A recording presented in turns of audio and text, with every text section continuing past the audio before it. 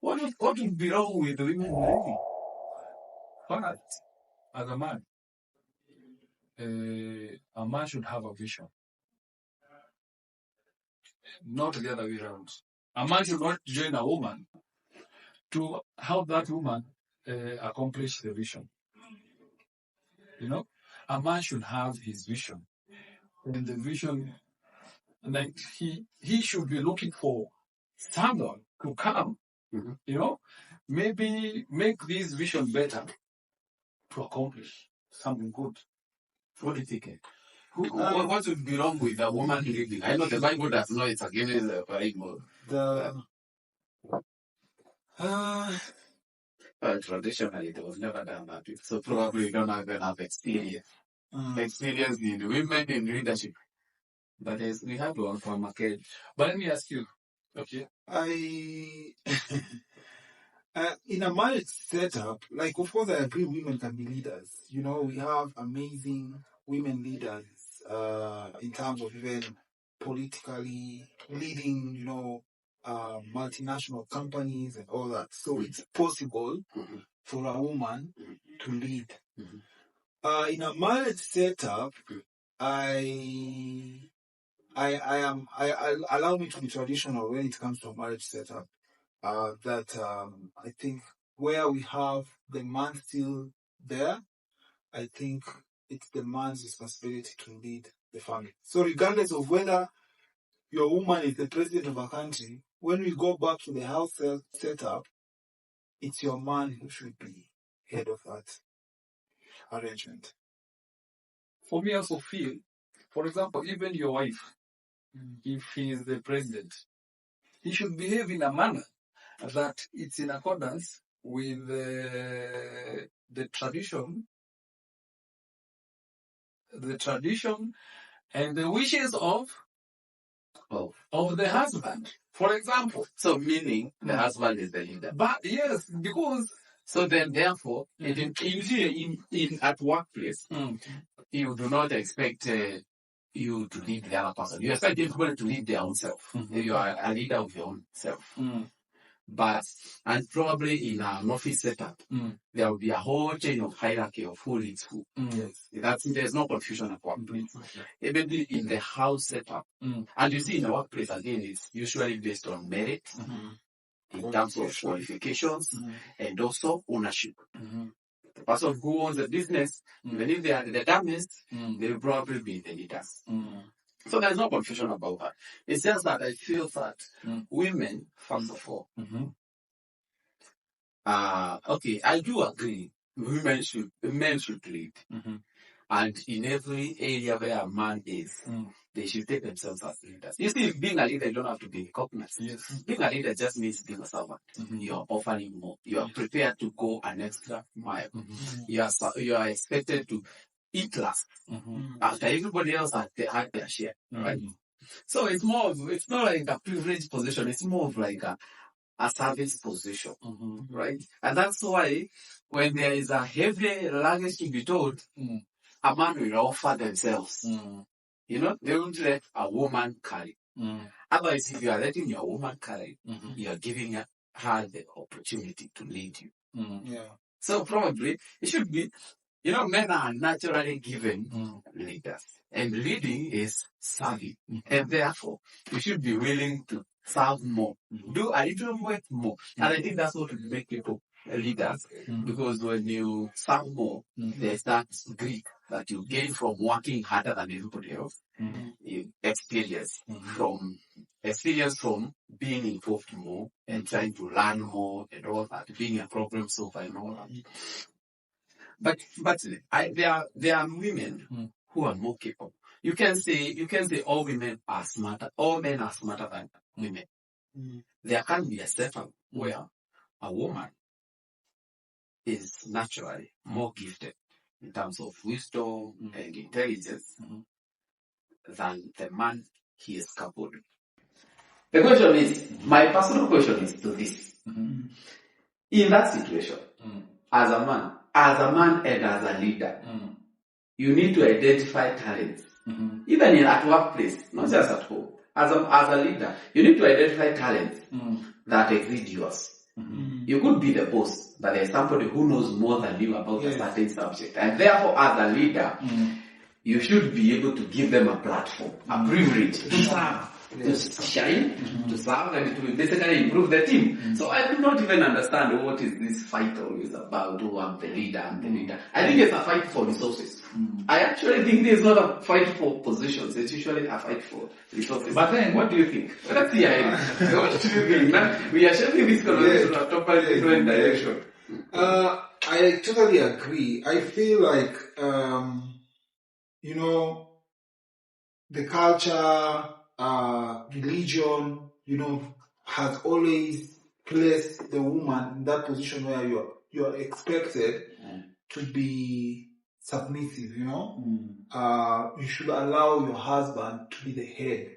So, if you're a woman who was brought up in such an environment where your parents, your relatives, they value that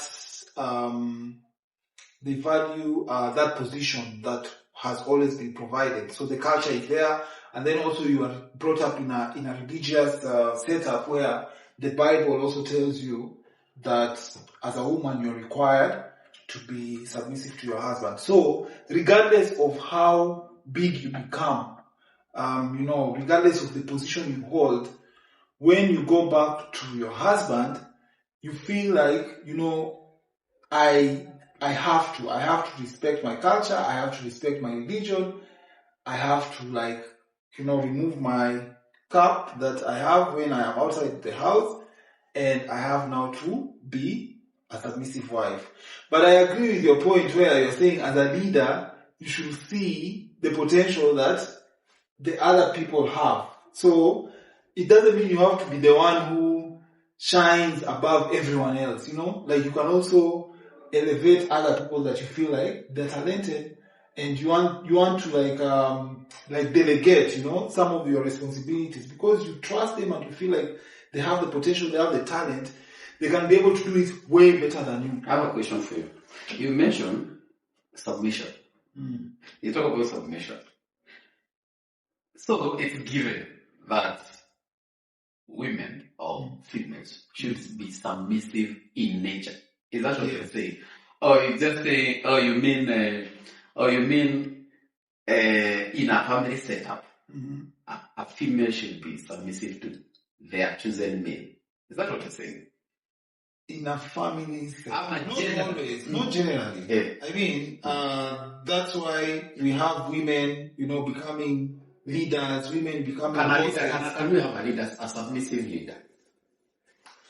That's what I'm saying. Only in a family setup, where it's you and your husband, then if you are required, you're expected. The submission bit is only for the woman to the husband, not for the woman to any other person. You can't be submissive to any other person. It's either... Let me ask you another question. Don't you think if you are asking or you have to ask your partner to be submissive, don't you think you have not earned it? I would assume any female would be submissive to someone to a leader they respect. People are submissive, they are willing to surrender leadership to someone that they are confident about. Maybe if you have a partner who is not submissive to you, probably it's because you are not a very good leader. I agree, because also submission should come out naturally, I agree. A woman will not be submissive to a man, for example, who is an absent father, or who doesn't care about, whether the children have eaten, they are going to school. So a woman can only be submissive to someone who, you also have to take up that role, You're not just going to be told, Eric, now you are the head of the house, but you're not acting as the head of the house.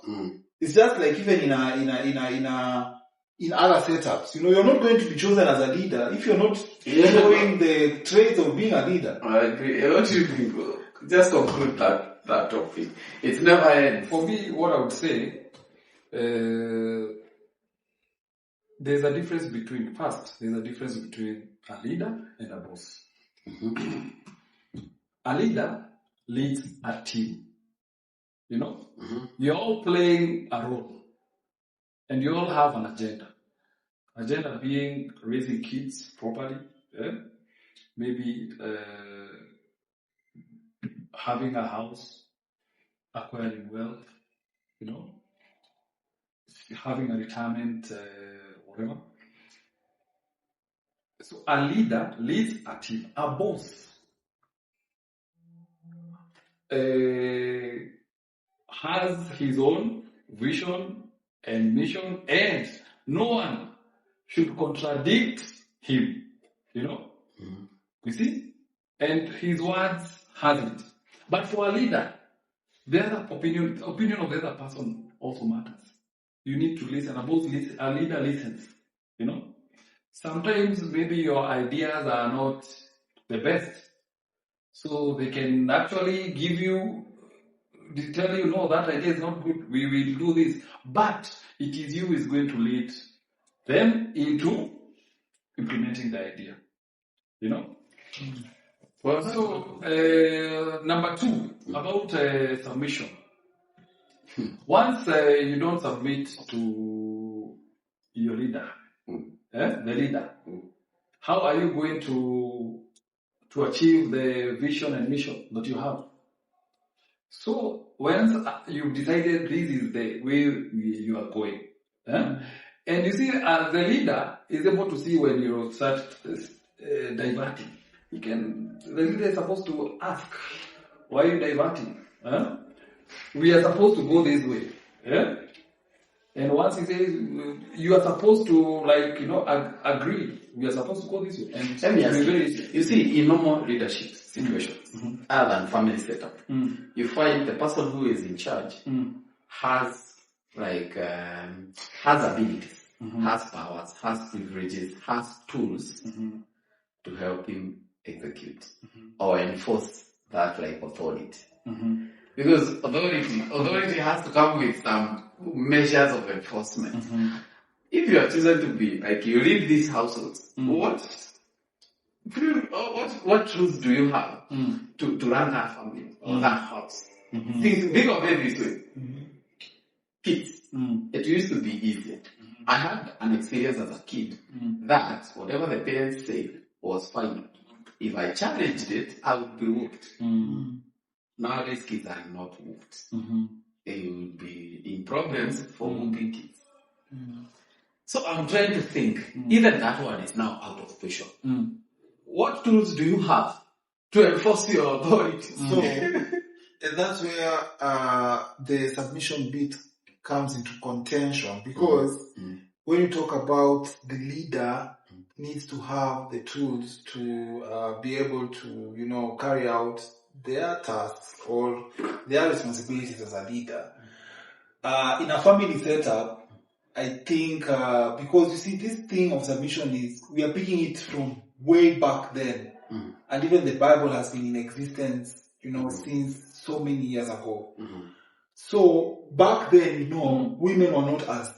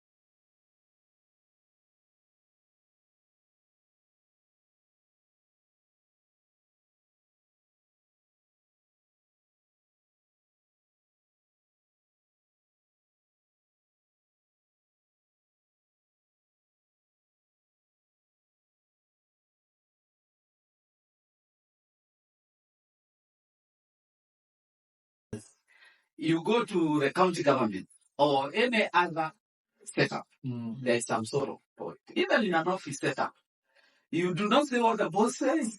You don't do what the boss says. The boss can order the security to get you up.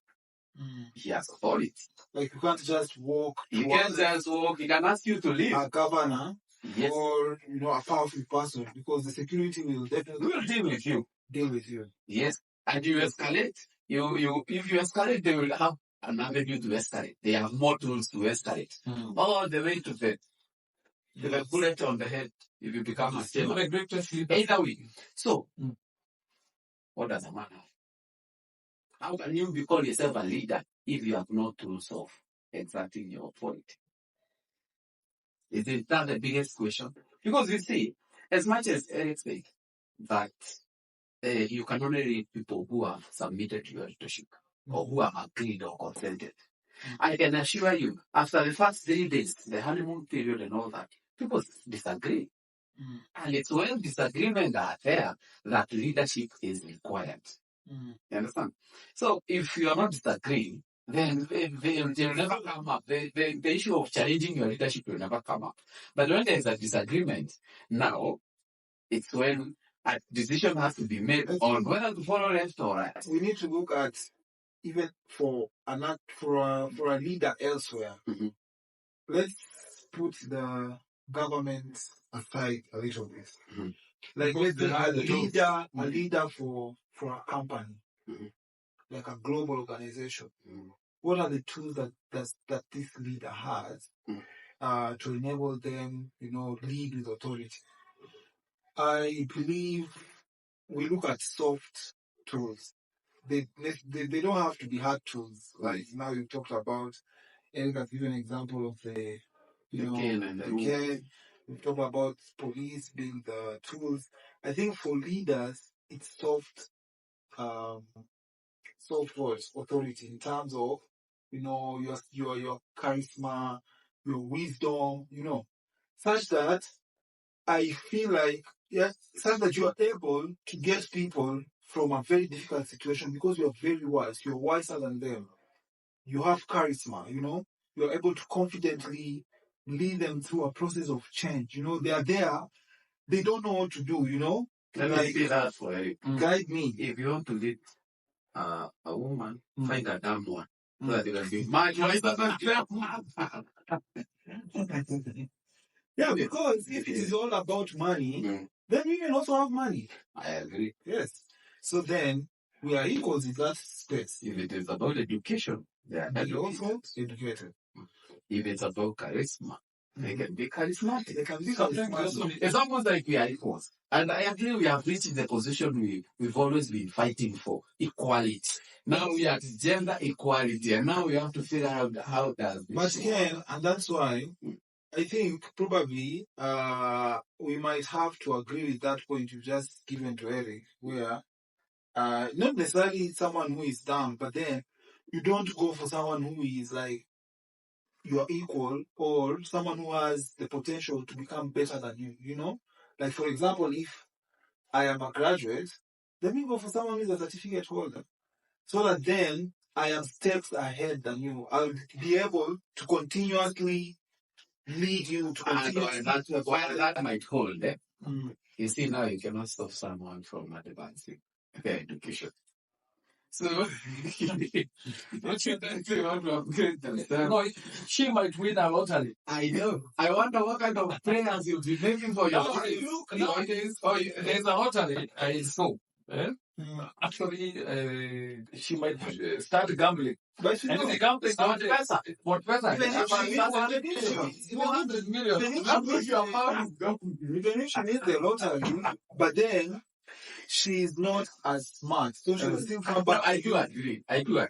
But again, what can we do with this money? But something I also would like maybe to add. Having, when you are applying jobs those days, there's one you used to include. I am a great team player. Everyone, have you ever written a CV? There's that trait, I am a good team player. So you're saying she should be a good team player. So, and being a good team player, as a leader, you should look for someone who is actually even better than you. So that She can make you a better person. yes, It's actually biblical. The Bible says, as iron sharpens iron, yes, so does a man sharpen another man. and you should Good luck you with should him counting it down. you should not get scared of the other part. Anyway, partner. we are trying to deal with a serious matter here. You can't just say people are scared. We are trying to establish a way in which any disagreement does not lead to dissolution, of a relationship. Because if there is no leadership, you can't agree whether to move right or left. Exactly. Maybe the obvious solution is, okay, kila mtu aende njia yake basi. And Just like your you word. see, as we said, like, if you have someone who is equally smart, who is always going to challenge your decisions, then you cannot lead. You know, like if, for example, we are deciding where our kids should go to school. You know, as a leader, I should be the one to like think through, to scan through the schools, to scan through what is good for our children, because then me being able to make decisions that affect our family unit enable me to play that role of being a leader and providing direction, because that's one of the main responsibilities of a leader. But then when I provide direction and then you're like, no, we can't take our kids to that school because of A, B, C, D, you are challenging. Okay, what if they are persuasive? What if they are persuasive observations she has made that she has brought to your attention? Not necessarily to challenge you. So now, that's why I'm saying, you know, if Not necessarily to challenge someone who is of the same level as you, your kids are you can challenge. Your kids will be can challenge your decision making, can challenge, you know. Yes. Then there'll be a problem. And that's why we have families. There'll be a benefit. There'll be a benefit in the sense that, just hear me out. There'll be a benefit in the sense that every time you want to choose a school, for example, or a hospital, or a doctor to be a family doctor, you now have two metrics, or two heads, or two quarters to evaluate every option so that you can optimize the decision. You might overlook something. But you can't have two co-CEOs. I think, but on a serious note, that's the CEO, as you continue with that point, that the CEO, a CEO consults the other people before he makes the decision. And you see, you make the decision based on... And that's the point I want to make. The point is, as a leader, perhaps you should use persuasion. The way you start, the way you say persuasion and being, getting everybody on board. You should use persuasion and charisma to explain your vision and your reasons for the decisions you're making. Just like the president has to come up to hold press briefing every now and then to tell the people that, look, I have fired this, or I have hired this because I felt this and this and this and this. Only that in a home setup, you have to be very persuasive. You have to have good results. So basically, to lead, you have to have merit. You have to make a decision, back it up with reason, so that the other person does not follow you blindly. I think that would be a more sustainable way of leading. But again, leading is not always coming up with a solution. I think that's another thing we should we should educate others. Other people come up with, you as a leader, you should actually speak last. After everyone else has spoken, to avoid the risk of you giving a solution and somebody coming up with a better solution. And now everybody wondering, shouldn't that person be now the leader? And you not feel challenged. You have different types of leaders. I do agree, but on a family setup, if you speak last, you let everybody else, you ask the kids who will be going to the school.